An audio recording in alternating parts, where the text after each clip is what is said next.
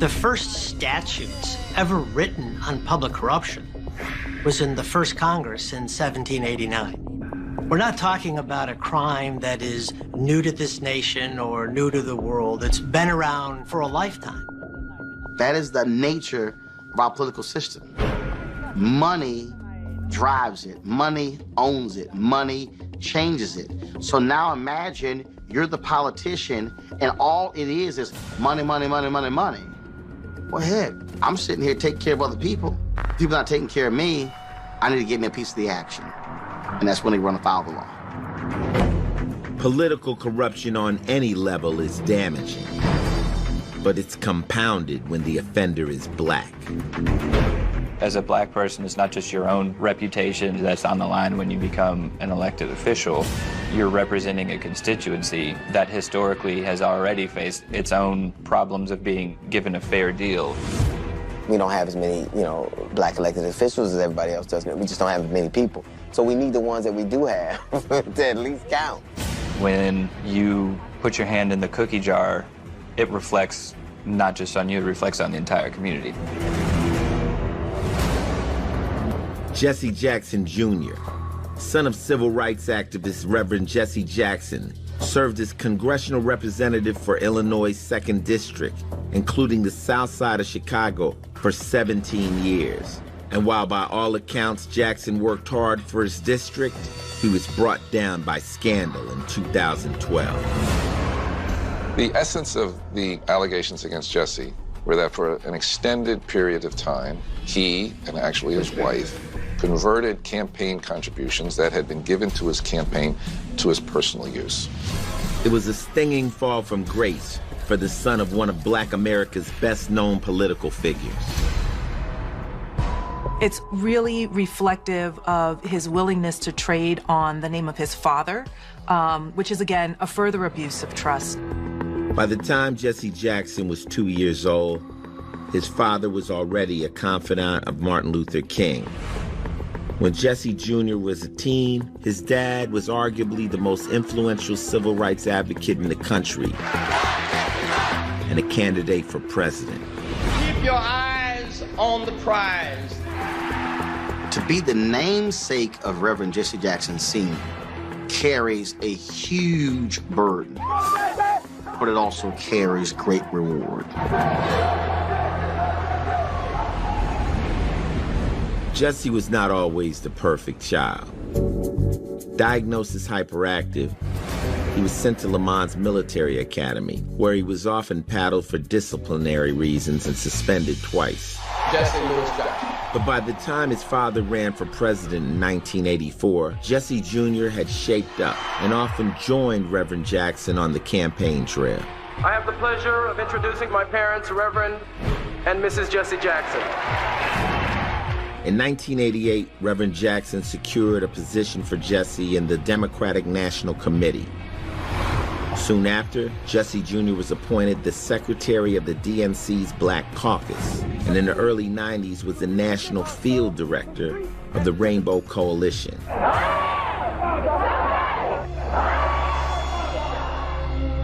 But it was difficult to escape his father's long shadow. There was a sentiment out there that the fundamental problem was Jesse Jr. felt entitled. He had led a sort of pampered life based upon his father's accomplishments. And, Jesse is an ambitious, aggressive person who's accomplished a great deal all on his own. Jackson earned bachelor's, master's, and law degrees, and married a grad school classmate, Sandy Stevens.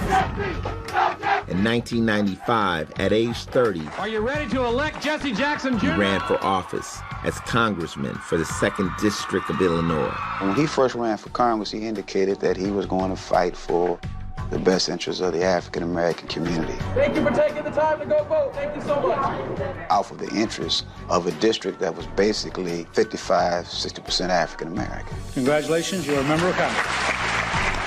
He never missed a vote, and that showed some diligence and some care. He was a member who was vitally concerned with his district. He produced for his locals, and they appreciated that. That's why it was so strange when he simply stopped showing up for work. Jesse Jackson Jr. disappeared from public life for quite some time, and he was aware that prosecutors were getting closer, and he knew what he'd been spending the money on, and he knew the jig is up. Between 1995 and 2012, Illinois Congressman Jesse Jackson Jr. ran for re-election 10 times and won with overwhelming majorities, as high as 94% in 1996. For each campaign, he solicited and received large sums of money. Running for office is big business. Television ads, radio ads, billboards, online. Politicians on the left and on the right raise money and spend more time raising money today than they ever have collectively than in U.S. history. But Jesse had a secret. Not all of the money he raised was reaching its intended target. Jesse began his career as a congressman as a young man without many financial resources, and he clearly wanted to lead a life that he could not afford with the congressional salary. What he did was use the campaign funds from donors for personal use. Jackson had a co-conspirator. His campaign treasurer was his wife, Sandy. When she was the one doing the campaign finance reports, really other staffers are not likely to question the congressman's wife. I would say that's a pretty bad thing to do, to have your spouse as your campaign treasurer. And while these improprieties may have been going on for more than a decade, they were a closely guarded secret. They may have never come to light if Barack Obama had not been elected president. When Obama was elected in 2008, the Illinois Senate seat he'd held was left vacant. The choice for Obama's replacement was left up to Governor Rod Blagojevich, and Jesse Jackson Jr. wanted that seat badly. When the Chicago U.S. Attorney took a look to see if Jesse was seeking to buy the Senate seat from Blagojevich, and the allegation out there was that Jesse, through a business intermediary, offered Blagojevich an enormous amount of money for the seat. The intermediary was a doctor and political fundraiser named Raghuvir Nayak. Nayak and an associate met with the governor in 2008. They went to Blagojevich and said, make Jesse Jr. the senator, and you'll be well compensated. I've got this thing, and it's golden, and I'm just not giving it up for nothing. Jackson and Blagojevich met shortly thereafter.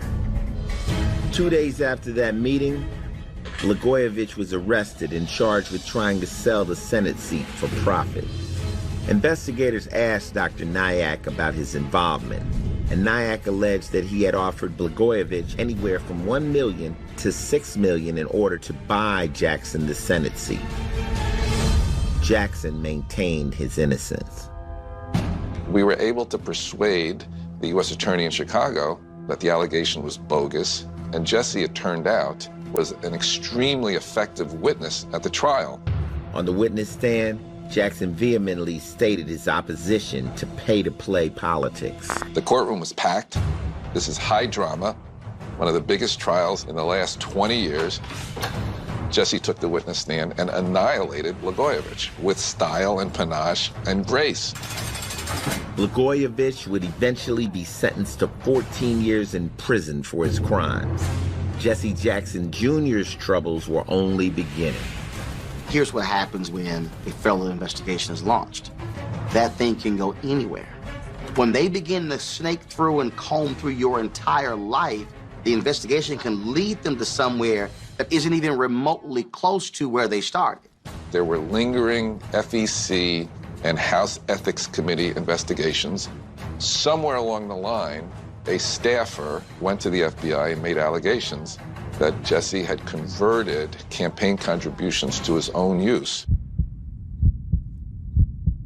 As the investigation dug deeper, people in Jackson's camp began to notice a marked change in his behavior.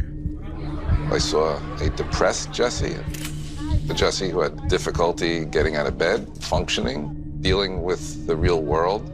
And I also saw a manic Jesse, a Jesse who acted in spurts, was hard to contain. But what it probably also meant was he was aware that prosecutors were getting closer, and he knew what he'd been spending the money on, and he knew he was going to get caught. And that could indeed depress someone when they realize the jig is up. Jesse, who prided himself on never missing a congressional vote, stopped showing up to work. Jackson was eventually diagnosed with bipolar disorder. People with bipolar disorder have periods when their behavior changes and their mood becomes elevated. They tend to be more impulsive during those periods, and also to engage in more sort of goal-directed activities, anything ranging from cleaning the house to spending a lot of money. Under Clause 5D. On November 21st, 2012, Jesse Jackson Jr. retired from Congress, citing mental and physical health problems. But the investigation continued, and when the details were revealed, they were scandalous. He used campaign money for things like Michael Jackson paraphernalia, a Rolex watch, and some expensive clothing. Jesse Jackson Jr. hid all of those expenses on his campaign finance reports. Jackson's lawyer used his bipolar disorder in his defense. He suffers from a very, very serious illness. I think it played directly into the crimes charged, in that they were purchases that were sort of nutty. He would go to buy 7 or 8 televisions. Why would you do that? But you're on some high, and you're acting in a way that's not consistent with objective needs. What it really boiled down to is there was compulsive behavior that he couldn't control, but there was also a desire to have a lifestyle that he couldn't attain by the salary he was making. I am not a doctor, so I can't diagnose him, but I can diagnose politics. Some politicians think that they can get away with anything because they've never gotten caught. On February 20th, 2013, Jackson pled guilty to fraud in connection with his misuse of $750,000 of campaign funds. Jesse decided to plead guilty for 3 reasons. Jesse truly wanted to come to terms with his wrongdoing. 2, Jesse wanted to protect everybody that he had involved in this scheme for years to convert the campaign contributions. And 3, Jesse's a smart guy. He's a lawyer. He knew what he'd face in court. The evidence against him was overwhelming. In August 2013, Jesse Jackson Jr. was convicted and sentenced to 30 months in federal prison. His wife, Sandy, got 12 months. Today I manned up and tried to accept responsibility for the errors of my ways, and I still believe in the resurrection. The judge allowed the couple to stagger their prison time because of their 2 young children. Illinois and Chicago was the capital of corruption. We operate off the 11th commandment. Thou shalt not get caught. And what happened is Jesse Jr. got caught. He wanted a life he couldn't attain in superficial ways, and he converted campaign contributions to get there. That's something that is really at the height of the do not do list when you enter politics. I think there's a lot of denial that goes on. There's a lot of rationalization, and people persuade themselves that what they're doing is okay, or if not okay, then it's without consequences for the voters. With power comes a whole lot of temptation, and it takes people of really strong moral character to resist that temptation that comes along the way. Resisting temptation is hard, but giving in is easy, especially in New Orleans. The Big Easy, where politics and corruption go hand in hand. There was an awful lot of suffering in New Orleans, and Ray Nagin was profiting off of it.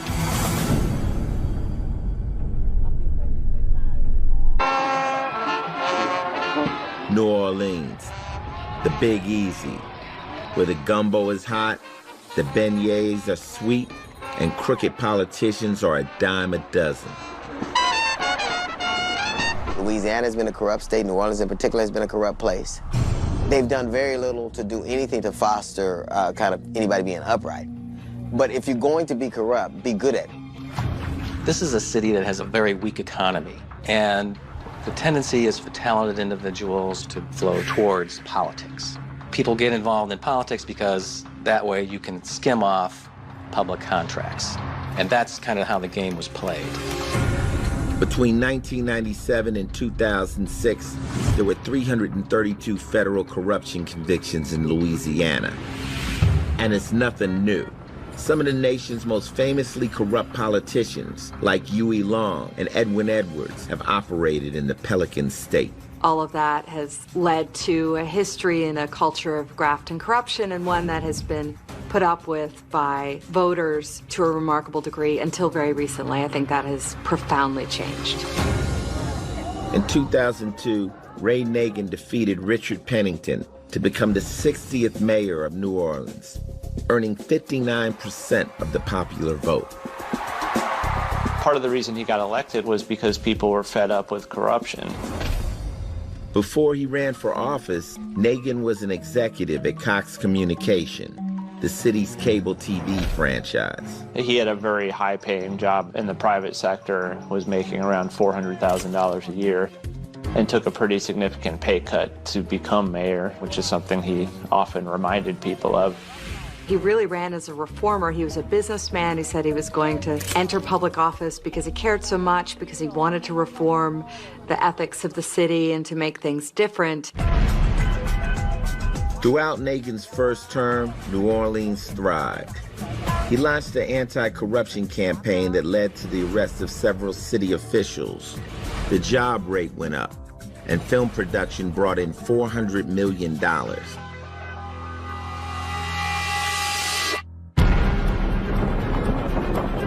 Then, in August 2005, Hurricane Katrina unleashed her fury on the Gulf Coast and New Orleans.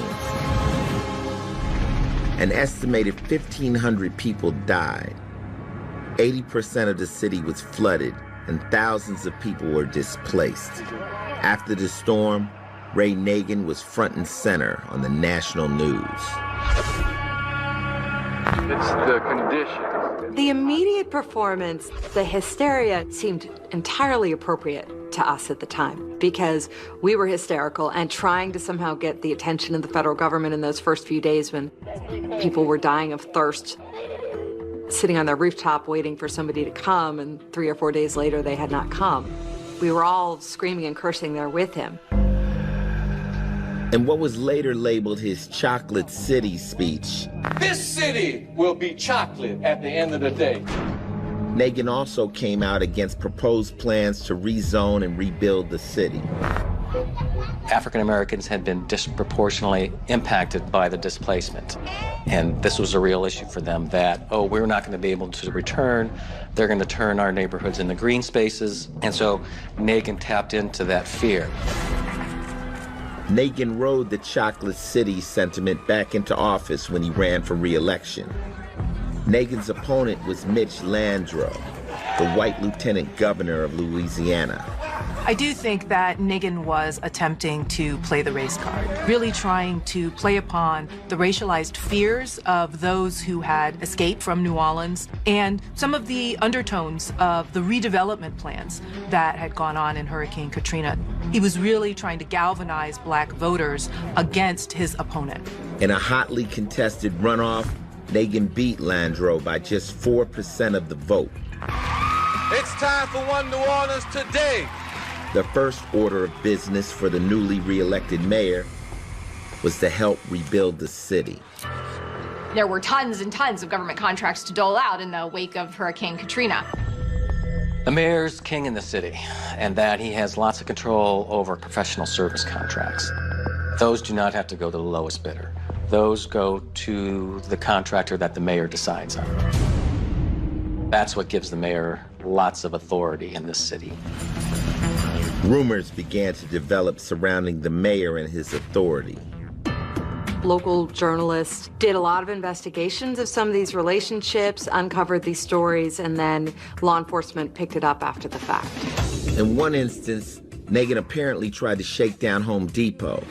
Nagin and his sons had started a granite company, and Nagin reportedly told Home Depot that he wanted an exclusive contract in exchange for preferential treatment in New Orleans. There was extensive discussion over emails and phone calls that the mayor made trying to get Home Depot to hire his son's granite company to install countertops.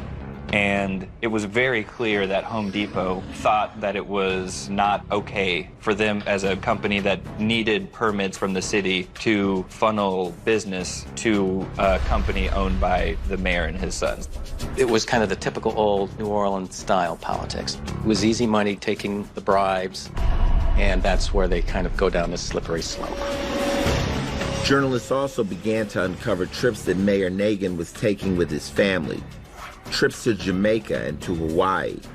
Trips that he wasn't paying for himself. The rules, of course, are a little bit different in the public sector and the private sector. And I think things that he was accustomed to doing as the head of Cox Communications were not okay as mayor.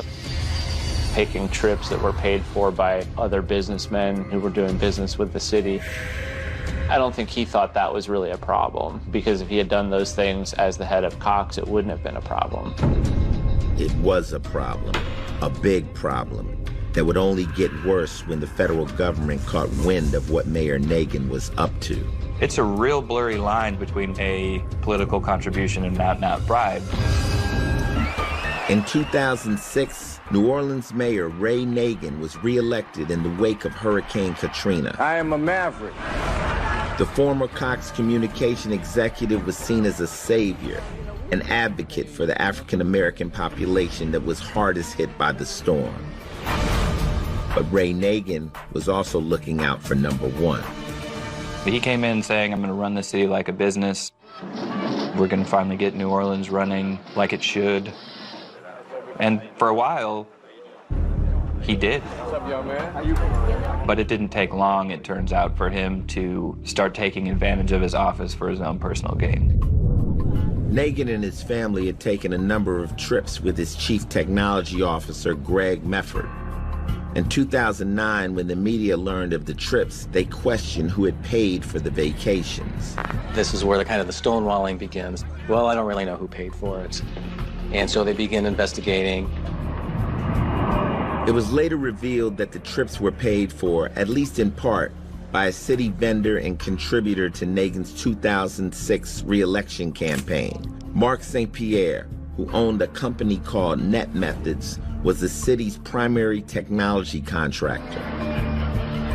Mark St. Pierre had flown Ray Nagin to Hawaii and to Jamaica and some other places, paying for his lawn care and some other things at his house.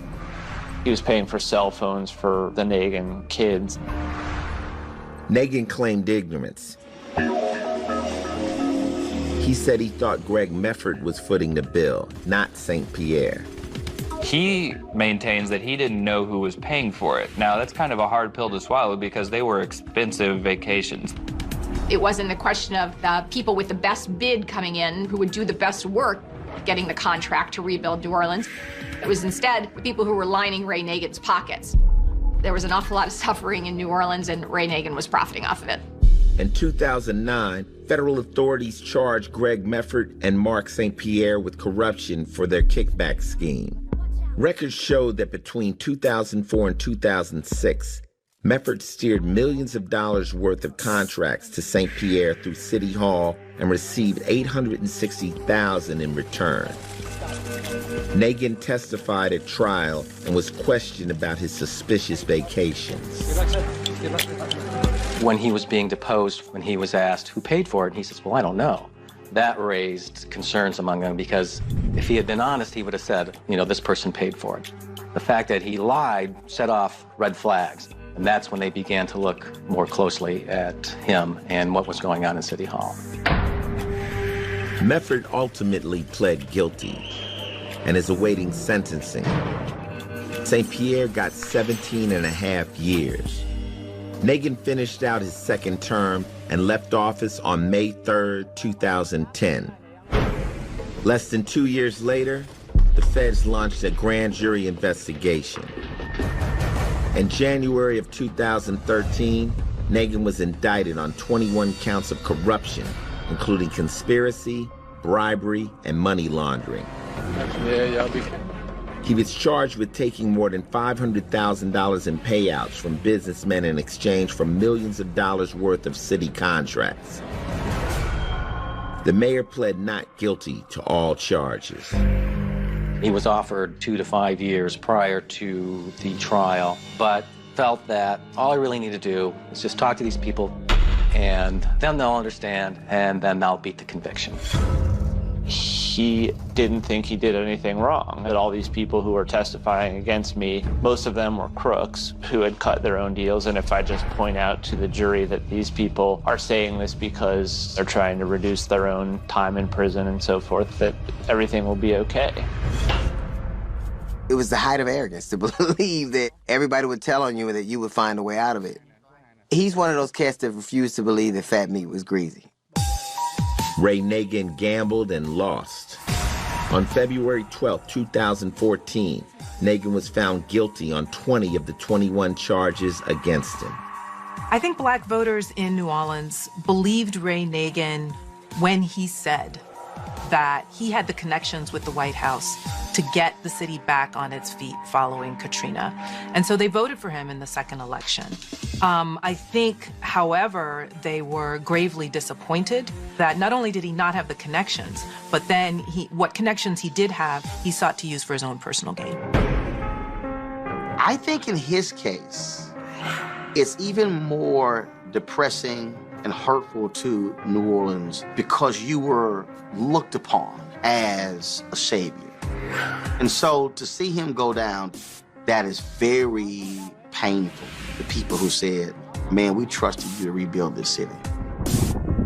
In spite of his history of shady business, Ray Nagin was the first mayor of New Orleans to ever be charged with criminal corruption. But in Louisiana, the stain of corruption extends well past New Orleans. Once you've got $90,000 in your freezer, it's pretty hard to explain it away. He didn't have a lot of money, but he had a Harvard Law School education. He could have taken a much more lucrative job, but he didn't. In 1979, Jefferson was elected to the Louisiana Senate and served there for 11 years. In 1990, he became the first black congressman from Louisiana since the Reconstruction era.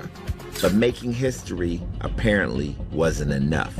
I think he saw his job as a way to potentially become more financially self-sufficient. As the congressman, you're the conduit. Business A, you can't get to business B without coming through me. I'm sitting here going, well, hell, I'm about to hook you up to score a $100 million contract. I need to wet my beak. Jefferson was appointed to the powerful Ways and Means Committee, as well as the Congressional Africa Trade and Investment Caucus.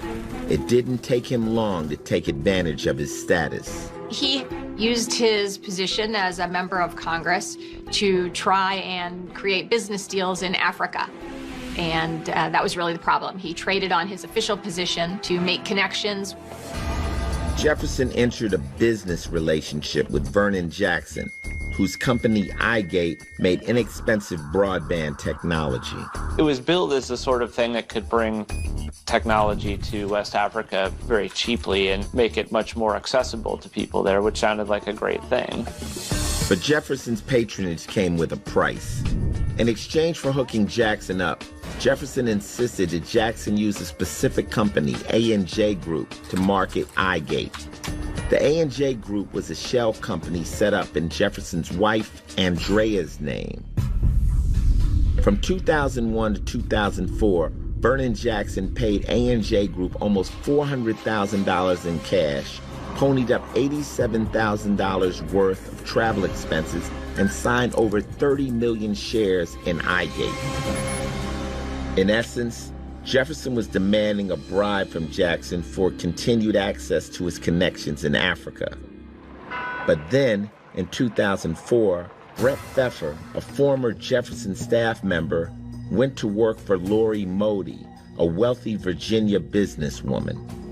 She had this big pool of money that she was looking to invest in different things. And Pfeffer became the glue between the congressman and her. Jefferson got Modi to invest in iGate, but his demands increased. In early 2005, Modi told the FBI that she believed she was a victim of fraud. She was at risk of losing her whole investment and felt she was kind of being held up by this congressman. So she went to the FBI, and then she started wearing a wire after that. On July 30th, 2005, Modi met with Jefferson at a restaurant in Georgetown. Oh, there he is. Jefferson had told her that he needed $500,000 I have it in the briefcase. in order to bribe the vice president of Nigeria and further their iGate venture. My hands are full if you don't mind grabbing it. Modi brought the money with her, Keep it in there if you like. but the bills were marked Thank you. and the restaurant It's not completely clear to me. was wired. Do we have a deal with Nigeria? I guess we do have a deal with it. 4 days later, on August 3rd, 2005, the FBI raided both Jefferson's home and office. The authorities found $90,000 of the marked money stashed in Jefferson's freezer. I think it represents an outrageous intrusion in the separation of powers between the executive branch and the congressional branch, and no one has seen this in all the time of the life of the Congress. You stash cash in your freezer as if that's actually hiding it? It just made no sense whatsoever. It doesn't help when your co-conspirators plead guilty in court. Brett Pfeffer and Vernon Jackson pled guilty to charges of conspiracy and bribing a public official. Pfeffer got 8 years, Jackson 7 years and 3 months. And in the midst of all this controversy, William Jefferson ran for re-election and won. When former Representative Jefferson makes a claim that says, the federal government is out to get me, African-American voters are likely to, at least initially, rally around him because they've had that experience of being targeted by their government as well. But on June 4th, 2007, and now to a very serious crime allegation. Democratic Congressman William Jefferson was indicted on 16 counts of corruption by a federal grand jury. The FBI accused him of having pocketed almost $500,000 in bribes and implicated him in 11 separate bribery schemes. In spite of all the evidence against him, audio tape, videotape, witness accounts, and a paper trail, Jefferson pled not guilty. He basically argued he wasn't necessarily being bribed, that he was just providing a service for constituents to try and get a contract over in another country. It wasn't so much did he do these things or didn't he do these things, but it was were these things acts of a congressman or just private things that Bill Jefferson did when he wasn't being a congressman. William Jefferson was found guilty of 11 of the 16 charges and sentenced to 13 years in prison. It was the longest sentence ever handed down to a congressman for bribery.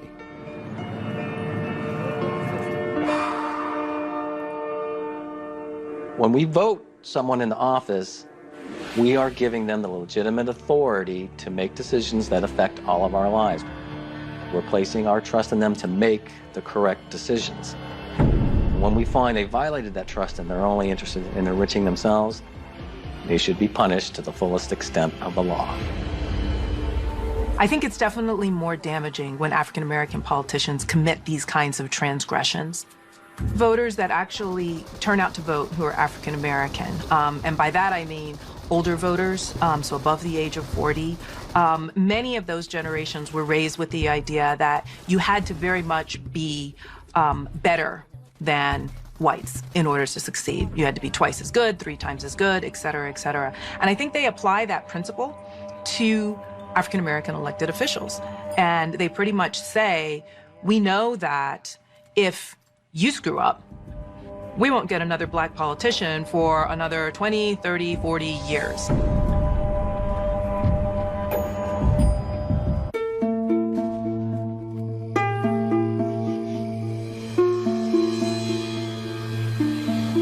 In 2014, Jesse Jackson Jr. began serving time at Butner Federal Prison Camp in North Carolina. He reportedly is doing a fastidious job, scrubbing toilets, sinks, and showers. He betrayed the public trust.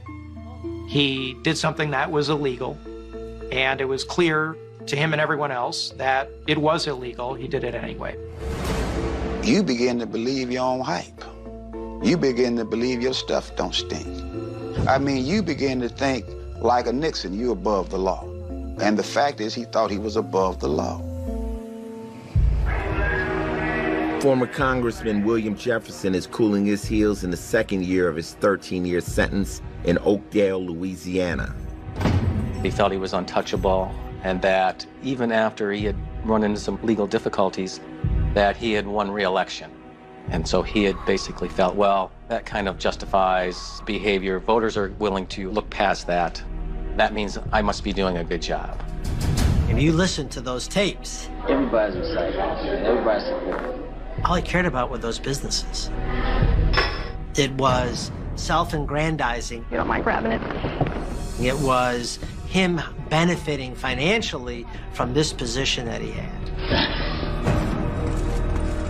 Ray Nagin was found guilty on 20 counts of federal corruption and was sentenced to 10 years in prison.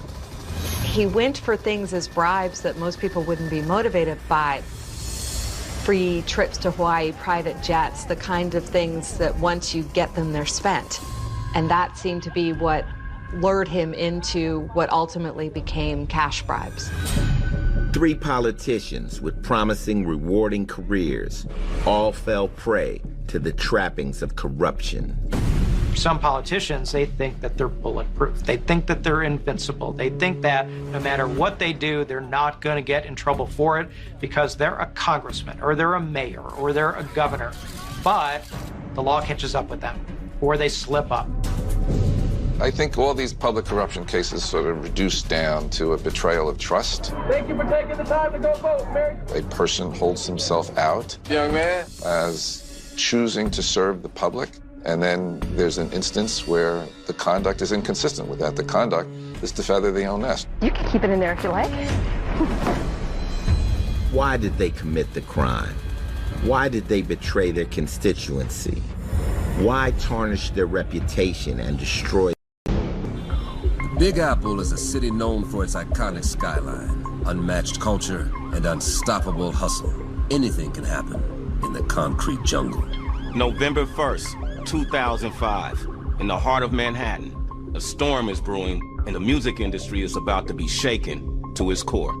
They were a powerhouse record label, but the dealings would make everything fall apart. It was like a circus because it was just so crazy. So many things that was like, what happened? The accusations involved creating shell companies, manipulating invoices, transferring funds through multiple accounts, and ties to organized crime. A pair of music industry titans whose artists and music dominated the airways around the world would suddenly find themselves at a crossroads and their global music empire in an unsettling New York state of mind. Legal troubles not only affected the founders, but every single artist at the label too. At the time, I was working for MTV News, so I was covering everything closely. There was a growing concern from the music industry and Irv that he was being targeted. The case all tied back to Gotti's affiliation with the notorious drug lord, Kenneth Supreme McGriff. Their rise to fame was undeniable, but behind the platinum records and celebrity collaborations lay a dark secret. It was just people everywhere waiting for that verdict, and everyone is so scared. This is the story of power, lofty ambition, and the price of fame. This is the story of Murder, Inc.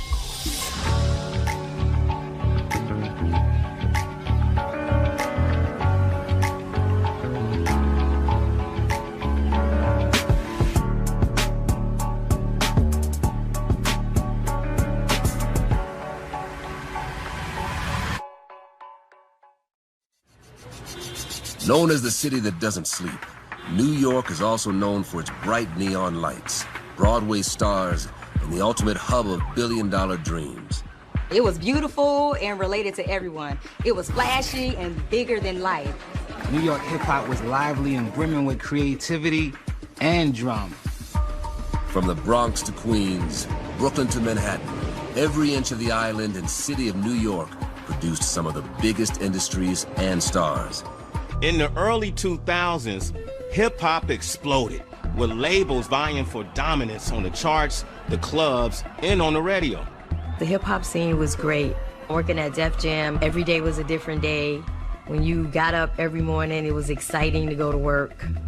Just as Def Jam was developing its stride with hits from artists like LL Cool J, the Beastie Boys, and Public Enemy, a new batch of super producers such as Irv Gotti burst onto the scene, churning out hit after hit after hit for the mogul Russell Simmons and his iconic label. I worked at Def Jam for a while, like over 10 years, and we had like small offices on Varick Street. When Irv first came to Def Jam, he was a breath of fresh air because he brought a different type of energy. Irv Gotti's vision was to rival the industry giants with raw talent and real street stories, making it a go-to label for authentic hip-hop. At a certain point, Murder Inc. was one of the focal points of not just hip-hop music, but of all the music. Like the music was crossing over. Irv had a great ear for creating epic collaborations, pairing top-tier artists to produce unforgettable smash hits like Ja Rule, Ashanti, and Lloyd. He broke new ground by blending street rappers with R&B singers, a game-changing move that was new for that era. They started making millions at an extremely fast rate. They knew how to keep the hits coming. As the budding music and hip-hop scene continued to evolve, a shift in leadership was also created, producing a new wave of fresh and diverse executives determined to create sounds and music that was for us, by us. But as jobs were created for more people of color, the mantra of more money, more problems became true as well. Founded in 1999, Murder Inc. Records stormed the charts with Irv Gotti's raw, authentic hip-hop vision. In New York, Lepke, gangsta boss of Murder Incorporated, leaves federal jail for Sing Sing's death house. Murder Inc. got its notorious name when Gotti was inspired by a documentary about old school gangsters he saw on TV. The original Murder Inc. was a ruthless gang of professional hitmen who'd stole money from New York mob bosses. Under the impressive influence of Irv Gotti, Murder Inc.'s music reshapes the hip-hop landscape, connecting with listeners worldwide and inspiring a whole new generation of artists to follow. Yet, whispers of criminal activity circulated early on when the media and law enforcement began scrutinizing the label. We had got inside information from someone who said that the feds was looking at Murder Inc. Of course you're gonna brush it off because there's no need for you to think about something that's untrue. Irv and Chris's rapid rise sparked jealousy and tensions in the music industry, pitting them against other and more established labels in fierce rivalries and conflicts. The streets were definitely talking. One of the most vocal was 50 Cent. 50 never believed the tough guy image that he saw in the videos or heard on the songs, especially when Ja was screaming murder. As Irv and the label were winning awards and climbing the charts, bitter rivalries were closing in. A headline-worthy feud erupted between 50 Cent versus Ja Rule and the Gotti brothers, adding layers of drama to the label's already controversial image. So when it came to that particular situation, back in the days we would say it's on wax, but it turned into more, physical. The feud kept escalating, which led to an argument and physical altercation in Atlanta. That dramatic confrontation would keep the rap beef ignited. I've never known 50 to lie, and I've never known Irv to lie. Sometimes their stories about each other are conflicting, but for the most part, since I've known them, they both been truth tellers. This is no longer about who's better than who. This is personal. And I think with that going on, it created just some negative energy. I think that became like the real issue. The question on everyone's mind was, what sparked the notorious feud between rapper 50 Cent and the Murder Inc. artist Ja Rule? And more importantly, did the lyrics from their songs fuel something even more sinister than music? Irv was from the hood. He positioned himself as a mob boss with the label filled with murderers. He brought his street ties to the label, which caused the authorities to think that he was connected to one of the biggest drug dealers in New York. As the battle escalated, dark secrets emerged, exposing Irv, Chris, and Murder Inc.'s ties to a drug lord and plunging them into a vortex of legal troubles. Despite the stable of multi-platinum artists, the Def Jam subsidiary found itself under scrutiny for its alleged involvement with known drug lord Kenneth Supreme McGriff. Word on the street was that Kenneth Supreme McGriff was arrested after a thorough joint investigation by state and federal authorities. He was in and out of jail until the early 90s. He reconnected with his friends Irv and Chris Gotti, who are now running the Murder Inc. label under Def Jam. The Gotti brothers introduced him to Ja Rule, and they started doing business together. Speculations of money laundering and ties to organized crime swirled around the label, painting a picture that they were involved in more than just making hits. Irv brought his street ties to the label, which caused the authorities to think that he was connected to one of the biggest drug dealers in New York. Irv and Supreme were friends. They were just legit friends. Meanwhile, 50 Cent is beefing with Ja Rule, and also had a close street affiliation with Supreme that ultimately just intensified things between the rappers even more. There was a couple of altercations that happened that actually just, kept escalating the situation. When 50 Cent's G-Unit crew clashed with Murder Inc. at the Hit Factory Studios in New York City, the tension erupted into violence. Ja Rule, he got tipped off that 50 was recording there, paid an unexpected visit, leading to a dramatic confrontation. And it was really intriguing to me, the whole connection between Supreme and Murder Inc. Now that I'm a professional, 20 years later, his name is still ringing out in the streets. He had longevity. Supreme and the Murder Inc. crew found out that 50 Cent's song was used in the court documents against him. Kenneth didn't feel like it was an homage. He was in deep water with the FBI for his drug trafficking organization, and all of these pieces of evidence were used in the case to take down Supreme as a leading drug lord of New York. And after months of probing and piecing together enough evidence to secure a warrant, in early January of 2003, federal agents raided Murder Inc.'s office, searching for proof of the alleged connections between Kenneth Supreme McGriff and the Murder Inc. label execs. This is like something that was unheard of. And then the charges started coming down. Irv was a lot of things, like I didn't feel like he was stupid enough to do some of the things that the feds were saying that he was doing. So the offices got raided, so it was like a red flag. And of course, Def Jam, I think, were taking the approach, of like, wait a minute, like what's happening? Because Murder Inc.'s offices was in Def Jam's building. Because of his professed innocence and the alleged case of profiling, Irv and his team at Murder Inc. continued business as usual. Murder Inc. initially shrugged off accusations, prioritizing their music and achievements, leaning on their fan base to overshadow any negative attention. As the investigation heated up, Murder Inc. took a lot of hits throughout the infrastructure of their business and their music. Murder Inc.'s operations were profoundly impacted by allegations, with constant media attention and legal pressures disrupting their business relationships and stability. Once that raid happened, that changed the whole game for Murder Inc. It's one thing to be running around in the streets and getting bad publicity on certain things, or to be involved in a hip-hop beef with another artist, but when you have the feds raining down, that just doesn't work for business. They never admitted to a single claim. Business never stopped at the Inc., even with over 50 government agencies raiding their label's office since early 2003. They kept it business as usual. The federal probe into Murder Inc.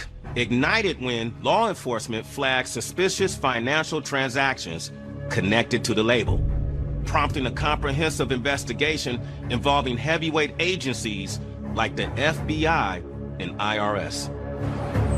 And with the feds, and now the IRS sifting through every aspect of Irv and his label's business affairs, artists at the label began to wonder how and if their careers could sustain such a devastating blow. The allegations and investigation inflicted heavy stress and public scrutiny on both Irv and Chris Gotti, straining personal lives and relationships as they battled to clear their names. The entire label and their artists looked bad. And on top of that, the label was losing millions trying to fight their cases. They lost so much money, they couldn't even afford to record new music videos or sustain the careers of their artists.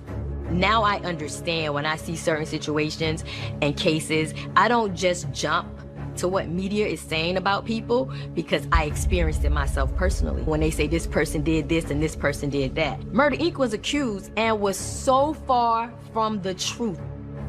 And with the truth being presented in such a quiet manner, while the accusations against Irv Gotti were so loud, Murder Inc. went from producing hits to taking a major one. The fallout was substantial, with contracts scrapped, partnerships dissolved, and the label's future thrown into uncertainty. With all the legal troubles and the decline of all their top artists, Murder Inc. looked like it was dying in the industry. And most of their leading artists fell off because of it. With the brothers facing unthinkable felony charges and their label and artist relationships in jeopardy, Irv had some hard decisions to make. Maintain their innocence and loyalty to their fans and friends, namely Kenneth Supreme McGriff, or take their chances in court with hopes that the truth would prevail. There was no validity, no truth to it at all. But everybody had to go through the process.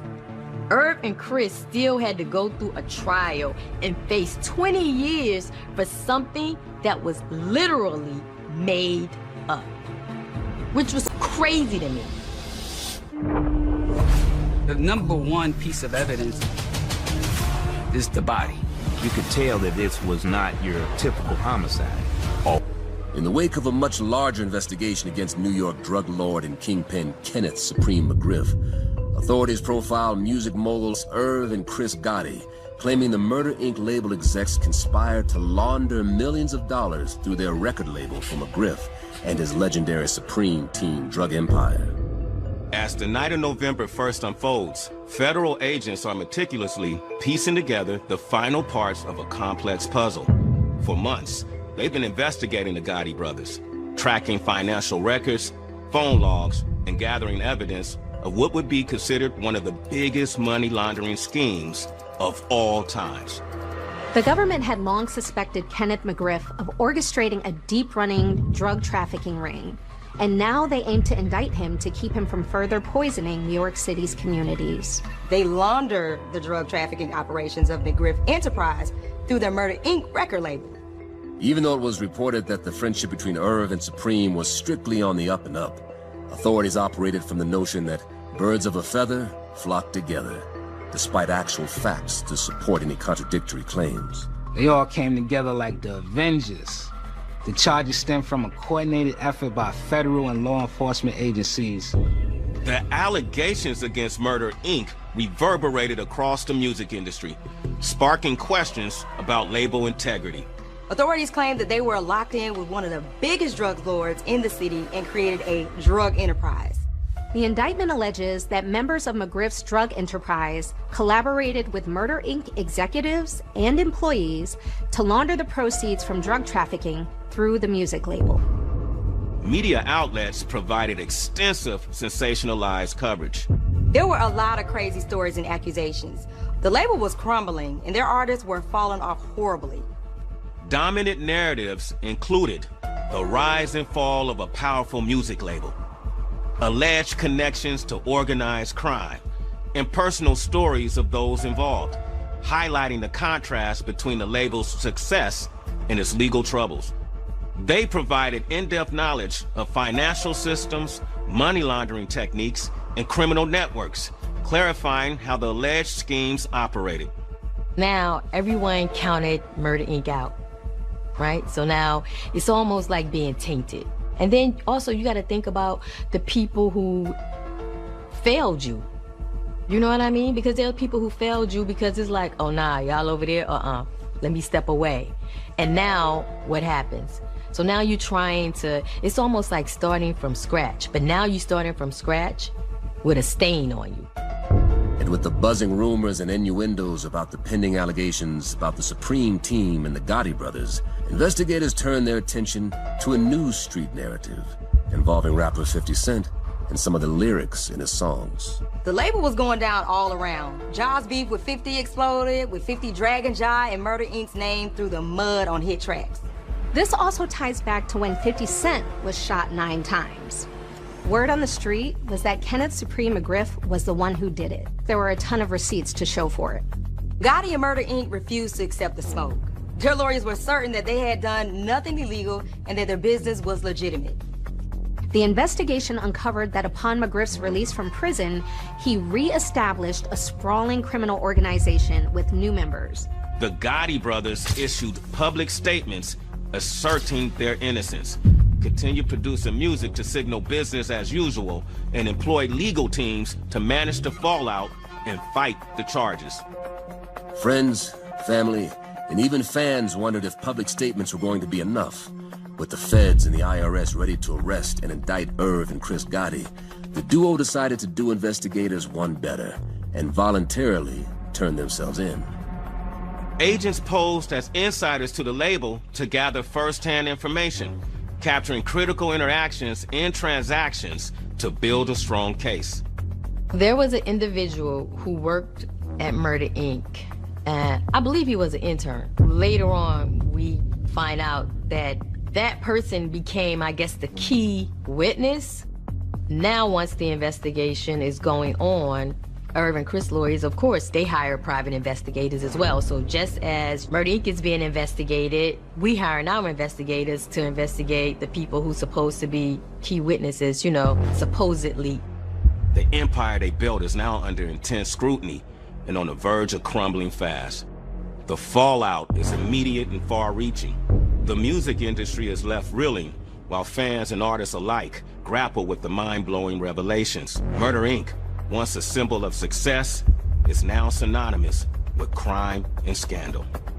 Every single person that they interviewed said, oh, you should ask Darcel Lawrence. I was the head of joint ventures, so I lawyered up and got my own lawyer. And threats from the federal government probe, indictment, and an arrest. On January 26, 2005, Murder Inc. founders Irv Gotti and his brother Chris surrendered to authorities and geared up for the trial of a lifetime. Expectations for the trial were high, anticipating a lengthy legal battle. The main federal indictment points detailed accusations of money laundering, conspiracy, and shell company use to hide illicit funds and described individual involvement. The charges targeted Kenneth Supreme McGriff and 8 leaders, members, and associates of McGriff's enterprise, which of course included Irv Gotti, president of Murder Inc., and his brother Chris, the VP. Their indictment focused on racketeering, homicide, and drug distribution. The indictment painted a vivid picture of how McGriff, along with others, allegedly used Murder Inc.'s offices as a hub for their illicit activities. These indictments sent shockwaves through the hip-hop community, raising questions about the integrity and future of one of its most influential labels in music. Irv, he was really paranoid and he was afraid, you know, rightfully so. By that point, the feds had taken just about everything away from him, and, you know, the final step was putting him in jail for the rest of his life. He was nervous, he was paranoid, he was shook. Authorities believe that they were laundering more than $1 million in drug proceeds through their control of their rap music label and straight-to-video film. Investigators dug further. For instance, McGriff allegedly financed a straight-to-video movie ironically titled Crime Partners with drug proceeds in 2000. Murder Inc. was not involved in Supreme's movie. The defense passionately argued that Irv and Chris Gotti were innocent. They portrayed the brothers as legitimate businessmen unfairly targeted due to their music industry prominence and childhood friendship with Supreme. At the end of 2005, all eyes were on the Gotti brothers as they stepped into the courtroom. In their opening statements, the prosecution tried to establish evidence that linked Kenneth and Murder Inc. to illegal activities. Their intent was clear: to secure a conviction at any cost. While the defense aimed to discredit witnesses, the prosecution highlighted inconsistencies. The prosecution built a substantial case, presenting incriminating evidence such as text messages, as well as check receipts totaling $65,000 made out to McGriff's company. There was no validity, no truth to it at all. But Irv and Chris still had to go through a trial and face 20 years for something that was literally made up, which was crazy to me. It was just a waste. Witnesses testified to seeing or transporting bags of drug cash from a grift to Murder, Inc. offices, adding weight to the government's allegations. So this individual who worked at Murder, Inc., they were, quote unquote, the eyewitness to the crime of money laundering for Murder, Inc. Since there was never any money laundering going on, the person just made up these stories, and I just consider him to be a scammer. And with the brothers adamantly maintaining their innocence, the defense came out swinging in their opening statements, arguing that Murder, Inc. was unfairly targeted and profiled, as so many young, successful men of color are. The defense counter-argument claimed standard industry practices and questioned witness credibility. In response, the defense team argued that Irving and Christopher were compulsive gamblers, which explained the presence of cash in the record label's offices. Irv Gotti insisted he and legitimate investors financed the project without any illicit funds from Supreme. He said that he had a lot of people lined up to testify on his behalf, but if you look at the trial, the defense really didn't call a lot of witnesses up.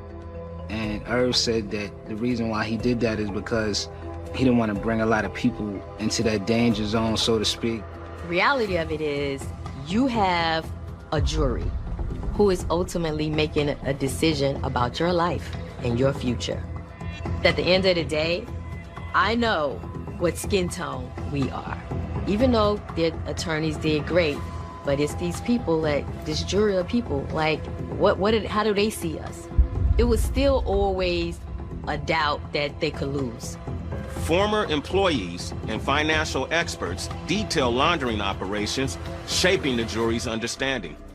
The day when we sitting in the courtroom, so where everyone is so scared, it just seemed like that courtroom was just flooded with people.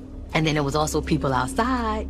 A lot of his friends in the industry, they stood tall and, they came to this court to support Fat Joe, Jay-Z, Ashanti, even though they didn't get on the witness stand and testify. That was intentional by Irv. He didn't want to bring them further into the danger zone. With the courtroom appearing like a hip-hop's who's who, tensions mounted as both sides presented their cases. During the cross-examination, the feds and the prosecutors, they bringing out skeletons from their closet from back in the days. And then you start learning certain things when information starts coming out, and then you start seeing people on the stand, and you be like, who is that?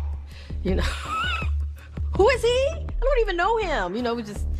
It was crazy. It was like a circus.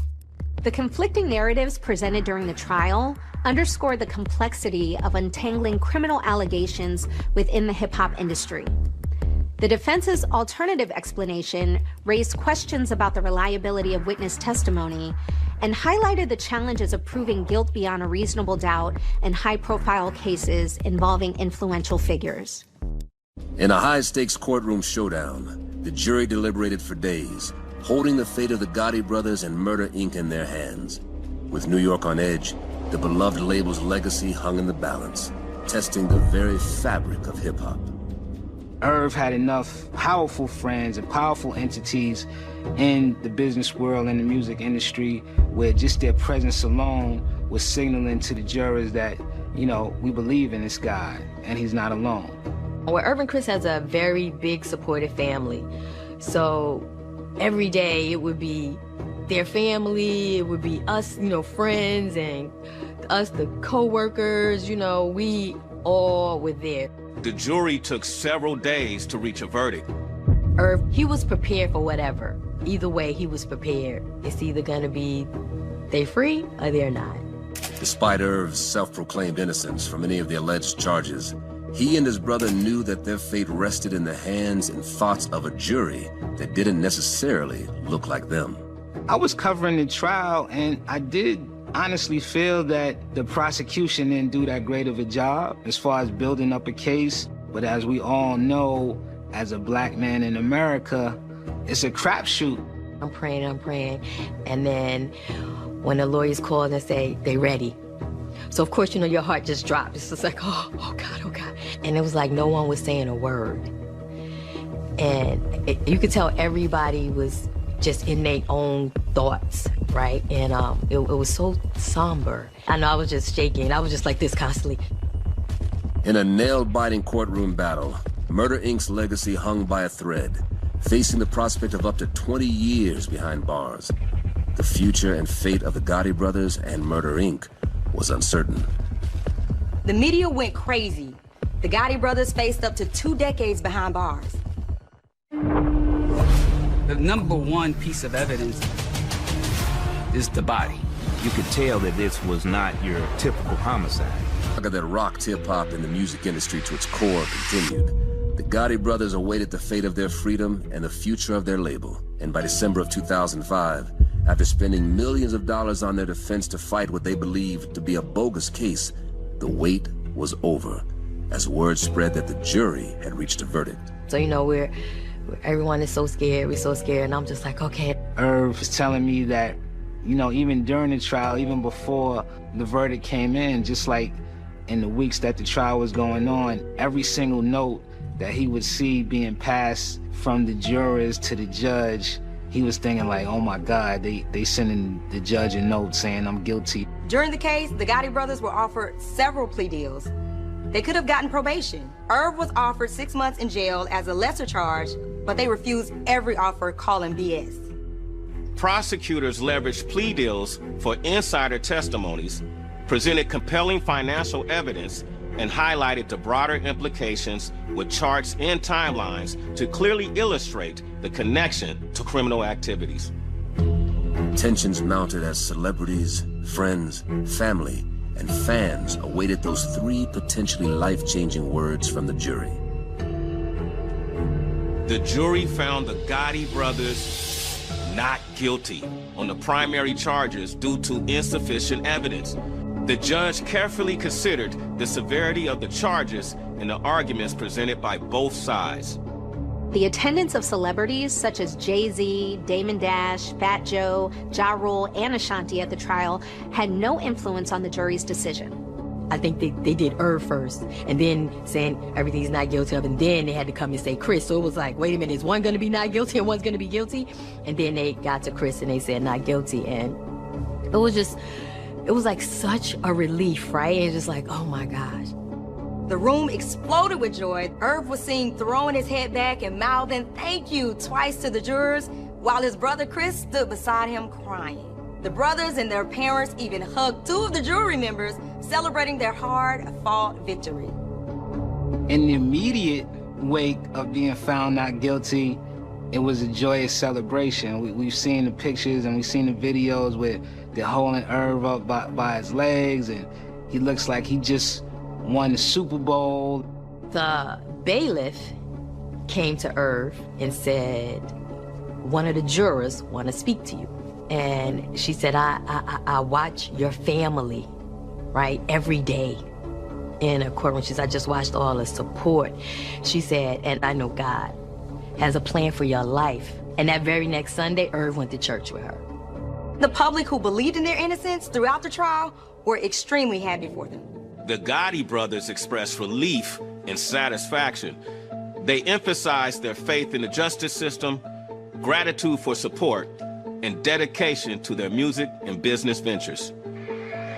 But not everyone expressed a shared view of happiness after the not guilty verdict was read.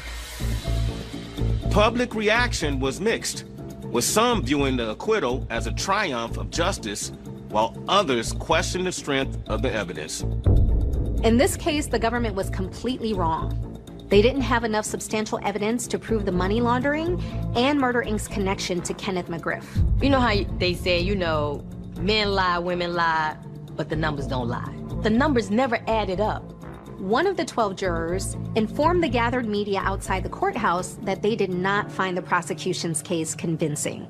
Prosecutors Sean Haran and Carolyn Pokorny declined to comment on the verdict.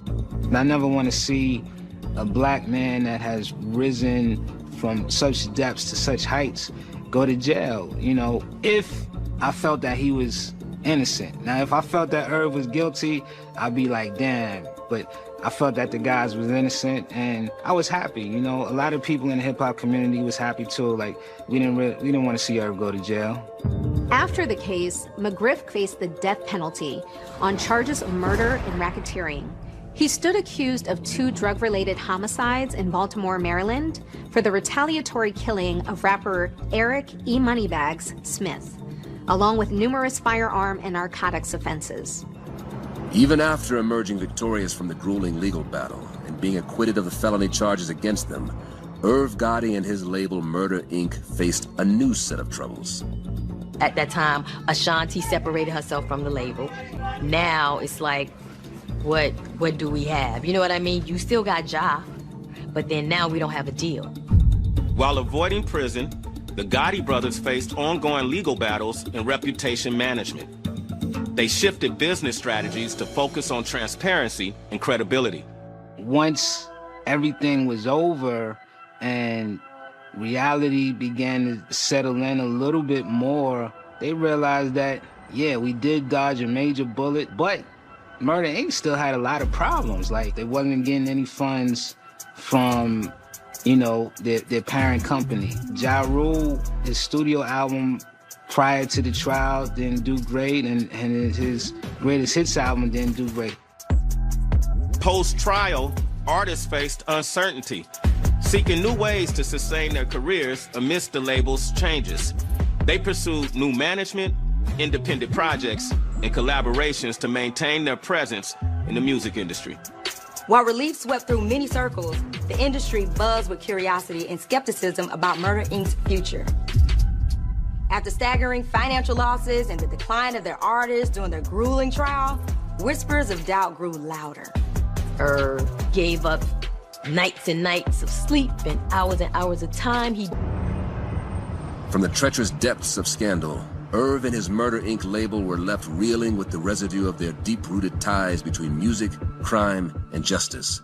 And with the label's legacy stained with scandal, the future seemed uncertain for Irv, Murder Inc., and the entire hip-hop community. From basking in monumental success, Murder Inc. fell all the way from grace. Their hits will always be timeless, but the label and their artists never quite recovered after the relentless legal scrutiny. After the trial, Murder Inc. was really never the same. Ja Rule slowed down. Ashanti and Lloyd eventually left Murder Inc. I don't want to say the beginning of the end. They had some very, very good years, but their time on top, it was short. Following their acquittal, many in the hip-hop community see their case as an example of hip-hop profiling, where law enforcement and authorities unfairly target hip-hop artists and producers based on stereotypes. Their acquittal resonated deeply within the hip-hop community, sparking discussions about hip-hop profiling and the need for fair treatment of artists and producers. The artists lost so much and their careers were basically shelved. Being dropped from Def Jam, lack of management, and the label's funding being tied up in legal issues pretty much stopped everything. The hip-hop community discussed financial transparency and career protection in light of the trial, showing both support and caution toward the industry's legal landscape. The Lorenzo brothers opted to rebrand Murder Inc., citing concerns about the negative implications of the company's name within the hip-hop industry. During a press conference, Irv Gotti announced that in light of recent changes, setbacks, and controversy surrounding the label, Murder Inc. would be renamed to The Inc. Although the rebrand didn't come easy, Irv felt it was a necessary step in order for his label, artist, and his life to have a real fresh start. And then Irv, being who he is, he started slowly coming out of the sabbatical and then felt like this is the next phase of where I need to be in life. He went to Stephen Hill and had an idea for a show called Tales, where you take a hip-hop song and then you turn it into a little mini movie. Now, having put much of his past struggles behind him, Irv has totally reinvented himself and reportedly reaped the financial rewards that he had long anticipated. He sold the masters of Murder Inc. for $300 million. The future of Visionary Ideas is we would like to be a one-stop shop. Film, television, music, management, and I don't really know how we're gonna end up necessarily, but the one thing that I do know is that Irv is a fighter, and his tenacity, I mean, is like, it's unmatched. So for me, I always say, well, sky is the limit. Irv is right where he needs to be. He got money from his catalog, and now he's able to pursue some of his other dreams, which is television and film. And whenever they figure out the actual Murder, Inc. TV series that he's been talking about for a few years, that's gonna be something that people are gonna tune into. Murder, Inc. Records, now known as The Inc., is remembered for its contribution to hip-hop and talented artists, despite the controversies. The label and its artists are celebrated for their timeless music and influence on the hip-hop culture. I think what Murder, Inc. did is they had such a great formula for making music. They was hitting us with so many just big hit records that was climbing the charts. Even the Grammys, they were confused at a certain point. They had to create a category, best rap song collaboration, because they didn't know, is this hip hop, is this R&B? Murder, Inc. served as major inspiration for artists who came after them. Music is Irv's passion. He feels that, you know, this is my culture. Like, and he literally really believes that he owns the culture of hip-hop. But hip-hop is just, it's not the same anymore, you know? So I think for him, it's finding that sweet spot between what? Boxing community in Dallas is pretty small. Kids get to know each other pretty fast. They was good kids. Flat out, simple, good kids, too good for this world.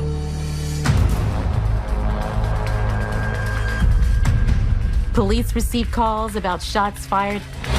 Officers get to the park. A lot of people are scattering. There is a young man lying on the ground with a bullet wound to his head. Everybody who's present is a suspect. There was a lot of rumors going around. Obviously, there was conversations trying to devise a plan to get revenge. They took their room.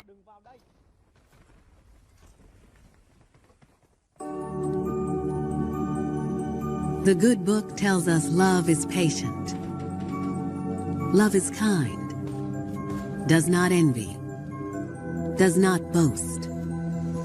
It bears all things, believes all things, hopes all things, endures all things. And that may be true. But for some folks, there's a dark side to love. One that's jealous. One that's cruel. One that will do anything to make sure it gets what it wants, no matter the cost.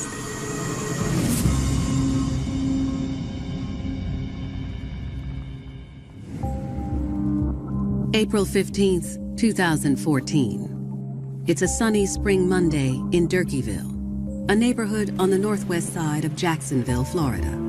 Durkeeville is a very historic area for the African-American community. You've got a lot of good people, a lot of hardworking people that are trying to make the most for themselves and for their families.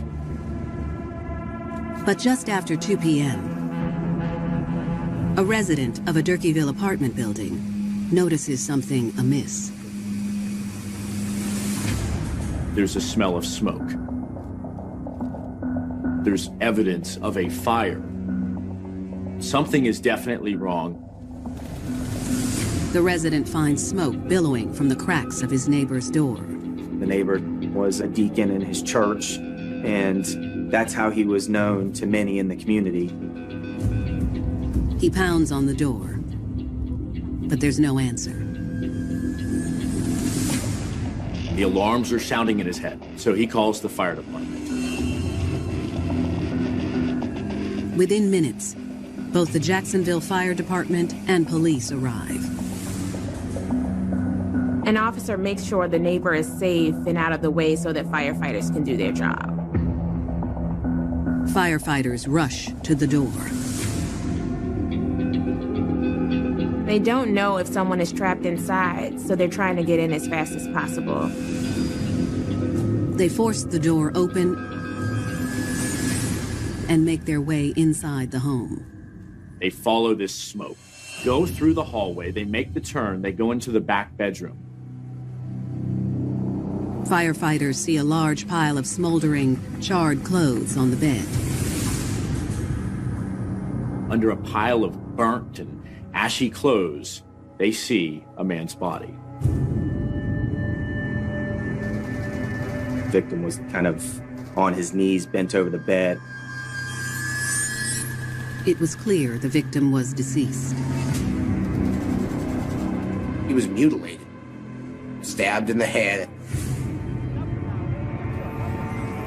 Just the sheer brutality of how the killing occurred. There was something personal here. It appears the killer or killers not only wanted the deacon dead, but they went to great lengths to cover their tracks. But who would do such a thing to a man of the cloth? And why?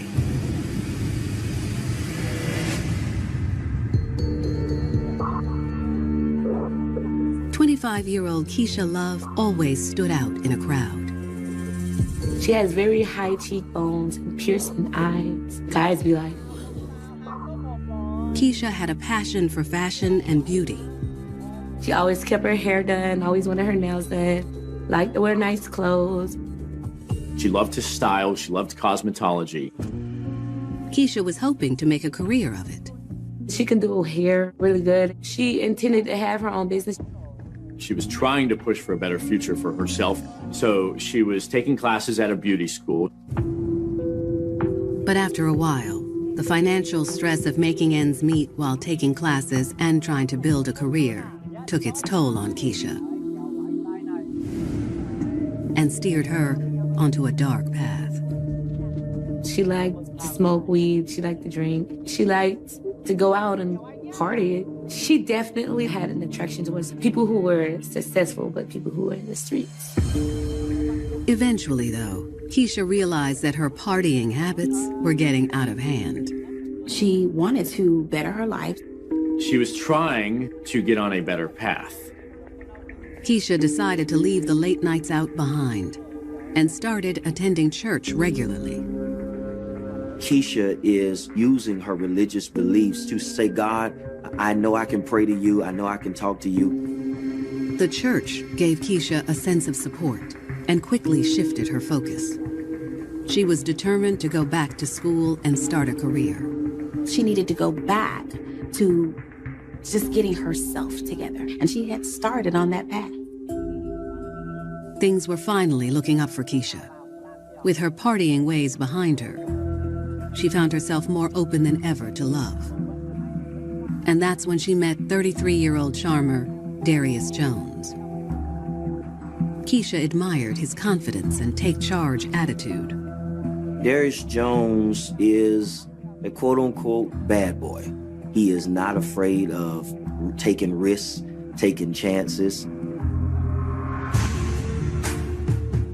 He was a hustler, and he was about his business. Women are very attracted to that type of authority and that type of power. He offered a sense of protection. There's no need to worry, he's got me. She wanted that, she needed that.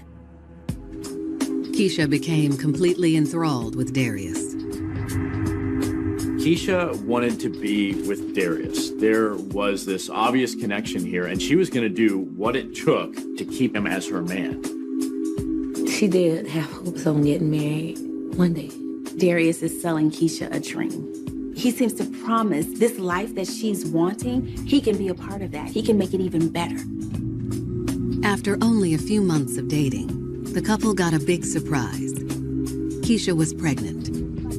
She could see her future with Darius, one big happy family. Keisha and Darius having a child makes them feel connected to one another. He says, you know, I want the baby, and I want you. I want us. And she goes with that. They're still going about life the same way. This is a God-sent thing for us to be together. We must be together. But what Keisha didn't yet know was that this relationship would soon lead her to commit sins she never imagined possible. April 15th, 2014, 2:30 p.m. Detectives from the Jacksonville Sheriff's Office have arrived at the scene of an apartment fire, where the charred body of local deacon Jerome Stevens has been discovered. Immediately they notice it was a violent scene. It's about as sickening a crime as you can imagine. Police couldn't imagine who would want to kill a pillar of the community in such a brutal fashion, and why. As the investigation unfolds, they'll soon uncover a chilling plot centered around a young woman who would go to hell and back for her man. This is a man that is dangerous, a detriment to society. She's literally playing with fire by being with this person.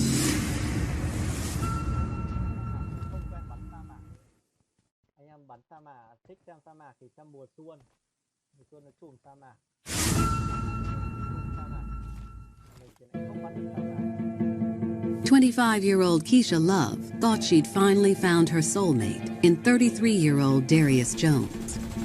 Keisha has found what she believes to be her dream in a man. Keisha's attracted to him because he's a bad boy. He's got an intimidation factor. She clearly worshipped the ground he walked on. However, little did Keisha know, her devotion to her man would cause her to do the unthinkable. When she cared about somebody, she'd be head over heels, ride or die for that person.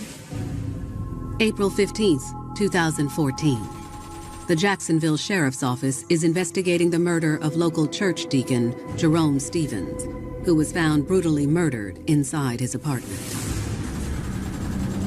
You have a violent crime scene, and he's got a bullet hole in his head.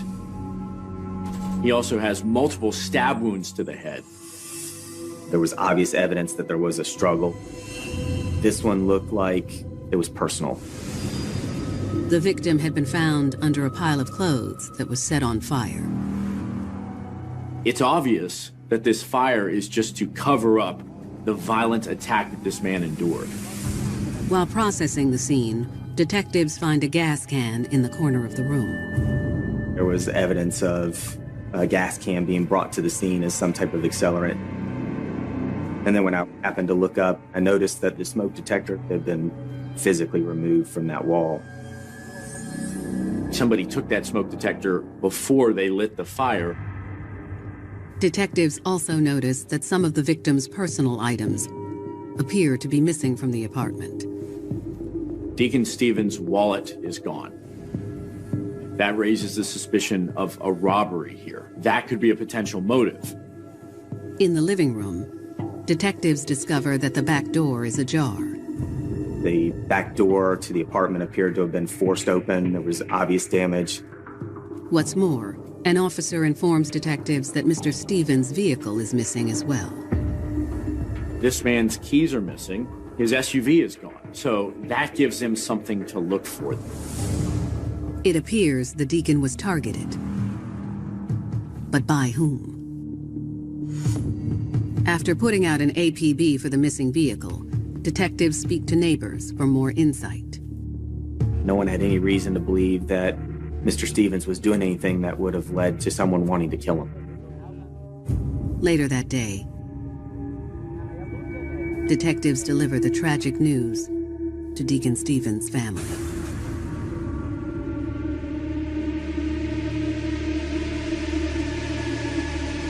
It was complete disbelief. I would have never thought anybody would ever want to hurt him. Mr. Stevens' family says the deacon was always one to lend a helping hand. Jerome was always a big brother, big-hearted, giving, loving, all-around good guy. He didn't know a stranger. Everybody he met was a friend. He was just always trying to do something to help me. Detectives ask if they know anyone he had been helping recently. The weekend that he was killed, he mentioned the girl that he was helping. The brother of Deacon Stevens says, I clearly remember this name. It's Keisha Love. She's a single mother, and this is another person that Mr. Stevens is helping out. The family states that Mr. Stevens met Keisha at church. They say Keisha told the deacon that she and her boyfriend, Darius Jones, had fallen on hard times. They were struggling to make ends meet. They were finding themselves living on the street or wherever a friend would take them in. Mr. Stevens' family tells detectives that the deacon had taken in Keisha and her child until she could get back on her feet, while Keisha's boyfriend stayed with another friend. Deacon Stevens wanted to help this young, single mother. He took her and her daughter off the streets, let them live in his apartment with him, and he didn't ask for any money. However, what detectives would soon find out is that no good deed goes unpunished, and the deacon's need to help people would ultimately be his downfall.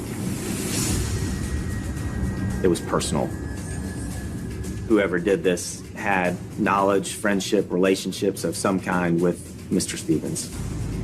This is a man of the cloth, a preacher man, who sees somebody that he could potentially help. That could have been what did him in.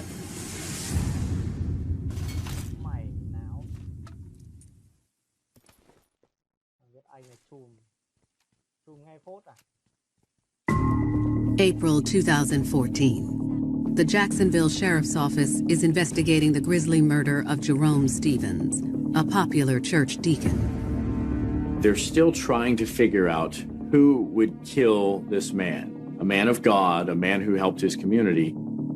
Family members remember a woman the deacon was helping recently, named Keisha Love. She had been staying with the deacon while she and her boyfriend were trying to get back on their feet. While Keisha is staying with Mr. Stevens, Darius was staying with another friend. Detectives are eager to speak to Keisha, but there's just one problem. No one seems to know how to find her. She really didn't have any local connections that we could find, so we were kind of flying blind on her, if you will. Detectives switch gears and look into Mr. Stevens' stolen property, hoping those items might yield a lead to Keisha's whereabouts. We received positive use of the victim's credit card at a local store, probably about a mile from his house. When someone is found dead and their credit card is still being used, that's a pretty good tip-off to police that the killer is out there and spending their money.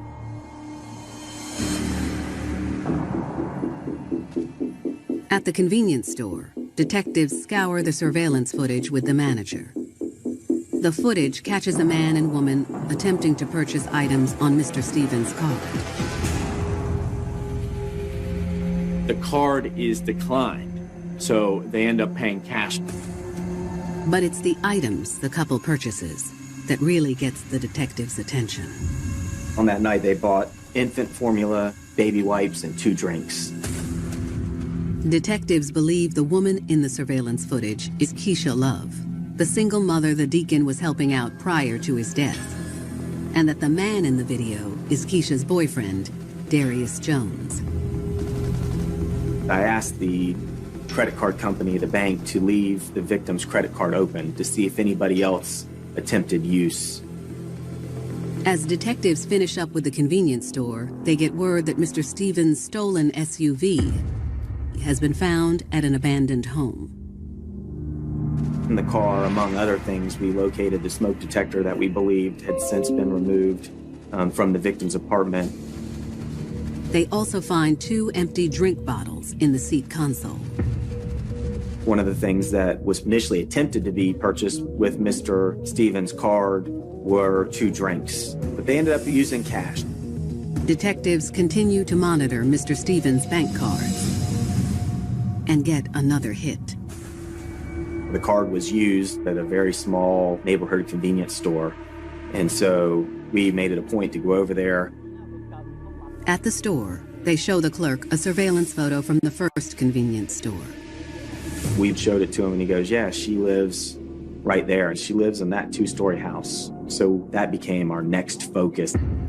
Detectives head across the street to the home. They knock on the door, hoping they have finally tracked down Mr. Stevens' killers.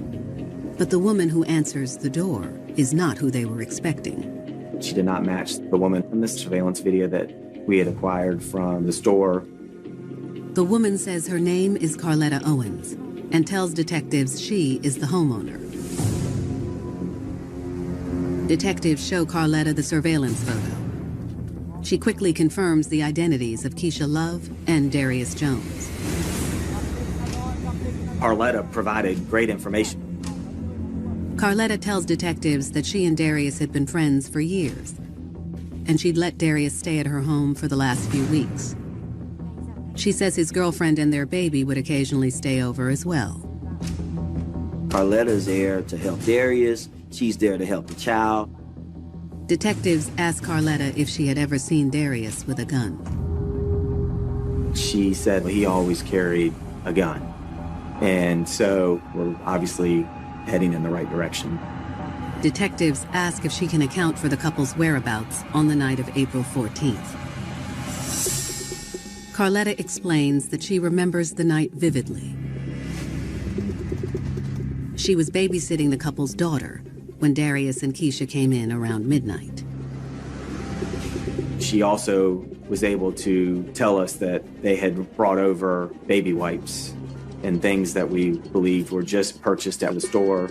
She said that Darius's behavior had changed and that his clothing had blood on him.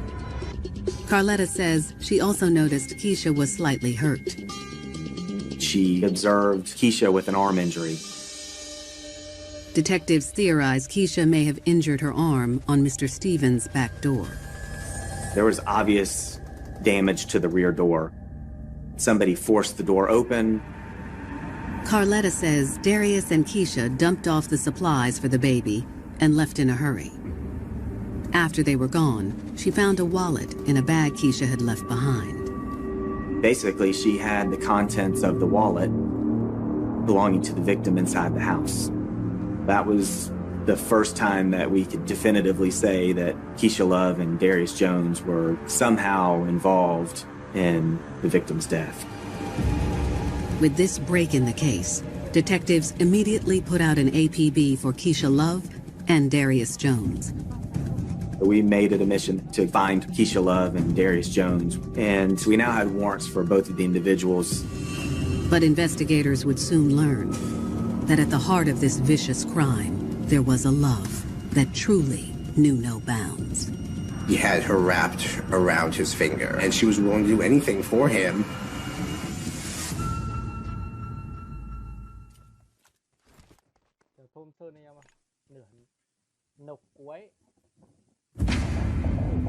In spring of 2014, the Jacksonville Sheriff's Office is on the hunt for Keisha Love and Darius Jones. Based on witness statements, detectives believe the couple is connected to the brutal murder of local church deacon Jerome Stevens. They run the history on Darius. They look and they see he's got a long rap sheet. He's known to carry a gun. It's a .22 revolver. Keisha and Darius became suspect 1A and 1B in their minds. Investigators put out an APB on the couple, and their first hit is on the location of Darius Jones. Through some good police work, we learned that Darius was due to give plasma at a location at the beach. Police stake out the plasma clinic and prepare to apprehend Darius Jones. As Darius showed up for his plasma appointment, we had a tactical plan and were able to take him into custody, fortunately without incident. Police were able to search Darius at the time and found a gun on his person that they were able to confiscate and take into evidence. Officers transport Darius to the Jacksonville Sheriff's Office. And now detectives focus on tracking down Keisha Love. We were able to get information that Keisha was on a city bus. Once she's off the bus, detectives waste no time arresting Keisha. Obviously, her arm was still injured and in a sling, so it made it a little bit easier to spot her. Like her boyfriend, Keisha is also taken into custody without incident. Carletta had been keeping their baby the whole time all of this was going on, but after their arrest, the baby went into the care of Keisha's mother. Back at the Jacksonville Sheriff's Office, detectives begin interrogations. First up is Darius Jones. Detectives ask Darius if he knows Mr. Stevens. I've been to this house a few times, actually. Did you have any issue or beef with him? No. Did Keisha have any issue or beef with him? No. With Darius not saying much, detectives push harder, hoping he'll crack. I'm telling you, he's dead. And I need to know why. Because I know how, I know who, I know where, I know when. The only thing I need you to tell me is why. I didn't do anything to him. Less than 30 minutes after you killed him, you're using his card. Darius, look at me. I'm not bullshitting you. I understand. Listen. Well, yes, you are. No matter what angle detectives try, Darius denies having any involvement with Mr. Stevens' death. I didn't do anything to him. After striking out with Darius, detectives take a shot at Keisha Love. But she is hardly what detectives were expecting. She was very soft-spoken. She wouldn't strike anybody as the person that could have been responsible for killing another person. They start asking Keisha about some other crimes she might be involved with. Do you recall recently pawning a television? Okay. Do you remember where that television came from? Your boyfriend is who? And then boom, they hit her with a bombshell. They show a surveillance picture of her trying to buy those baby supplies with the dead deacon's card at the store. I think she realized pretty quick that she was caught. Soon, detectives will learn the truth, that jealousy's ugly head can turn violent on a dime. I just see when you went to the bedroom door. Darius, being on my dad,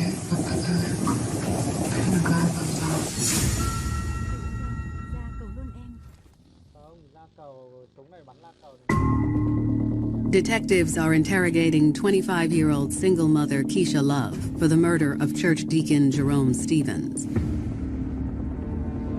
Detectives believe that Keisha and her boyfriend, Darius Jones, were both involved in this heinous crime. After showing Keisha evidence of her using the deacon's card, she begins to come clean. She admits that it all started when she and Darius began having money troubles after the birth of their daughter. She wanted to get married and settle down with Darius, but they were having trouble making ends meet. Keisha says she had met the deacon at church, and when she and Darius fell into money troubles, he volunteered to help her out. Mr. Stevens took in her and her baby until they were able to get back on their feet. Keisha tells detectives Darius insisted on moving into the deacon's home as well. He didn't want her living alone with another man. At one point, Keisha had asked if Darius could move in, and Mr. Stevens said no. Mr. Stevens was only going to open the door for Keisha Love. He wasn't interested in having Darius Jones at his house. Mr. Stevens probably is feeling like he's not going to do that. He's not going to bring a grown man in his home who's dating this young woman. Darius, it seems to let his ego get to him. Those feelings of, I have the authority. This is my woman. According to Keisha, Darius was put off that the deacon had said no. Darius now had a reason to be angry at Stevens. He's tired of them staying in two different places. He now wants them to come together to be one. Keisha says that's when Darius came up with a plan to rob the deacon. She definitely was the type, like, when she cared about somebody, she would do whatever they asked her to do. Keisha says she didn't want to go along with it because the deacon had been so kind to her and her child. But Darius convinced her it was the only way. They thought that this was a way to get money, to move away together and start a family. Keisha wanted to be with Darius. She was going to do what it took to make him happy. According to Keisha, on the night of April 14th, she and Darius left their baby at Carletta's house. The couple walked the 5 blocks to Mr. Stevens' home with the intent to rob him. Keisha is loyal to Darius. She's going to do it regardless because she has his back. Keisha says on the way there, an argument brewed between the couple. Keisha and Darius are in a heated discussion about their future. Keisha seems to be ready to have a future. Darius also seems to be ready to have a future, but not on the basis of marriage. I believe Keisha feels broken. Keisha feels that the man that she thought that she was going to build a family with was no longer a viable outlet for building a family. Keisha says by the time they arrived, the argument had escalated. Darius is jealous of the deacon, somebody that took Keisha in, that is a role model, somebody that's trying to help her out.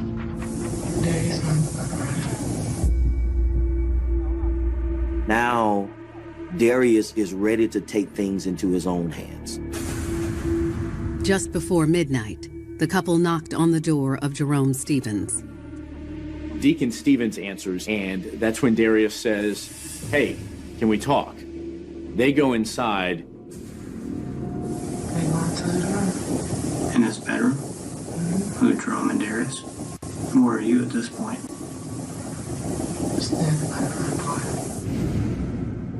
Supposedly Keisha is not in the same room with them, and she doesn't really hear what they're talking about. Keisha tells investigators that's when the night began to spiral out of her control. We started to fight. Okay, you hear him tussling? Keisha says she went to the bedroom to see what was going on. What did you see when you went to the bedroom door?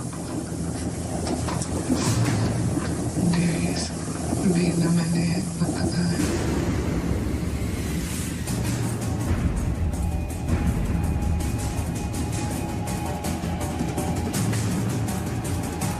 What else does he do? The gun goes off.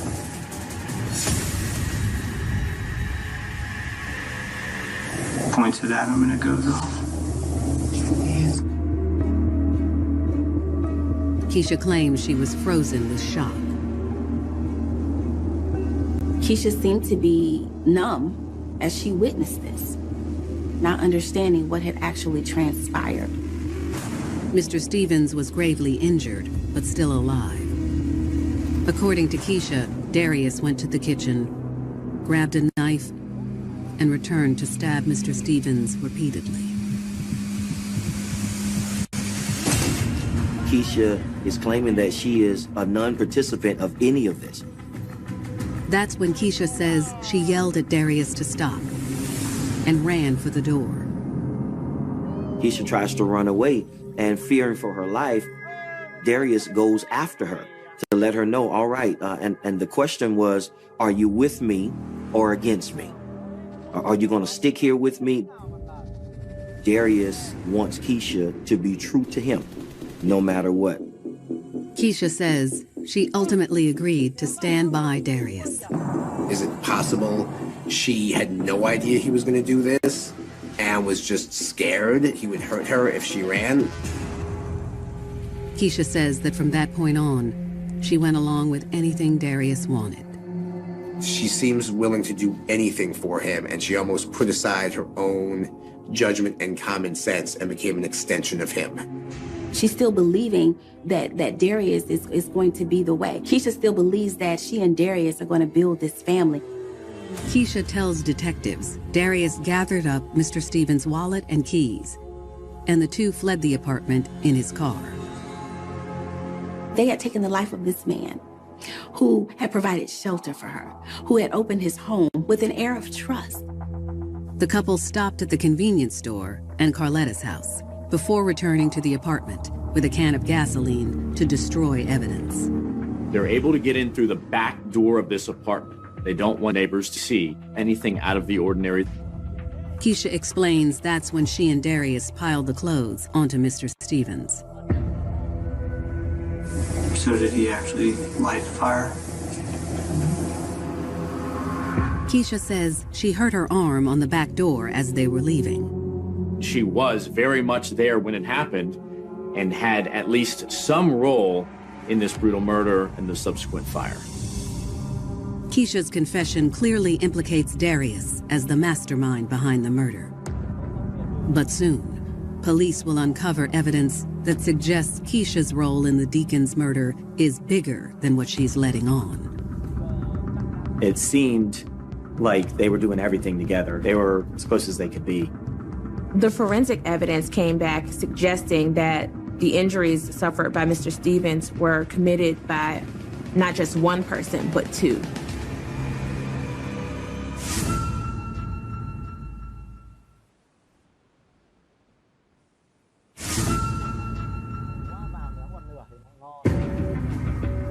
"25-year-old Keisha Love and her boyfriend, 33-year-old Darius Jones, are in custody for the murder of local church deacon Jerome Stevens." Mr. Stevens was a kind-hearted man. He had allowed Keisha and her baby to stay with him until she could afford to move out on her own. In interrogation, Keisha admits to being present the night of Mr. Stevens' murder, but claims she was an unwitting witness to Darius's fury. Maybe he's just jealous, he's angry, and he kills him in a fit of rage. Keisha is loyal to Darius no matter what, and you see that in her actions of doing nothing or even stopping what's going on. Darius's influence over Keisha seemed extraordinary. Keisha, in her mind, she just didn't want to be a single mother. No, she didn't want to do it by herself. He seemed to have a hold on Keisha, and no matter what he did, she kept loving him and wanting to be with him. But something wasn't sitting right with detectives. They had a theory that Keisha was more involved than she was admitting. Detectives look over the forensic evidence to compare the findings with her statement. The autopsy results underscore the brutality of the murder. There was obvious close gunshot wound to the head, and then even more troubling was there were multiple stab wounds to the victim's skull. Somebody repeatedly tried to inflict pretty gross and unnecessary wounds to a man's head. The most troubling findings, however, are that the wounds appear to have been produced by two assailants, not one. We later learned via the autopsy some of the wounds that were to him would have been caused by most likely a woman or perhaps someone who was very frail because they weren't able to drive home the injury.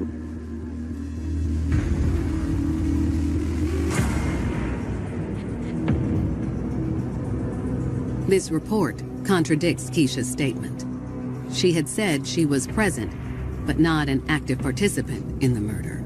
Keisha claims she did nothing in the house, and she just watched Darius first pistol whip him, then shoot him, then stab him, and then set the place on fire. To me, it was pretty clear that she was a much more of a participant than she would ever lead herself to believe.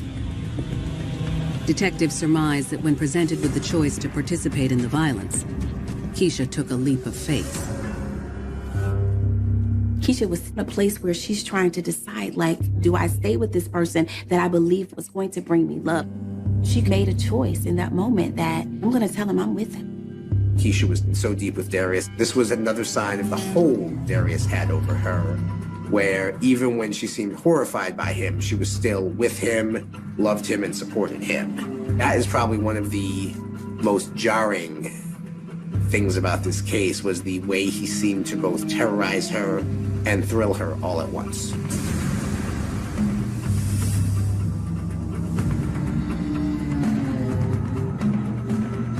Detectives continue to strengthen their case against the two. They found DNA on the smoke detector and on the drinks in the victim's car, which were traced back to Keisha and Darius.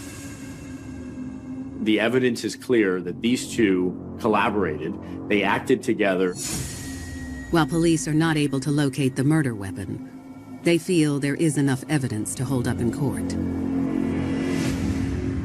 And on May 22, 2014, Keisha and Darius are officially charged with Jerome Stevens' murder.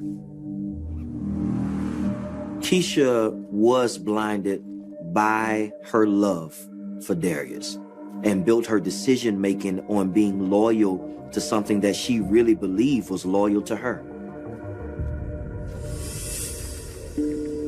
But the case would never go to trial in the end. Keisha and Darius both plead guilty to second-degree murder, armed robbery, and first-degree felony arson. Darius is sentenced to 25 years behind bars. Keisha is sentenced to 20 years. It felt like it wasn't enough. They still can talk to their family. You know, their family can still visit them. So you still feel like it wasn't enough. They say justice will be served.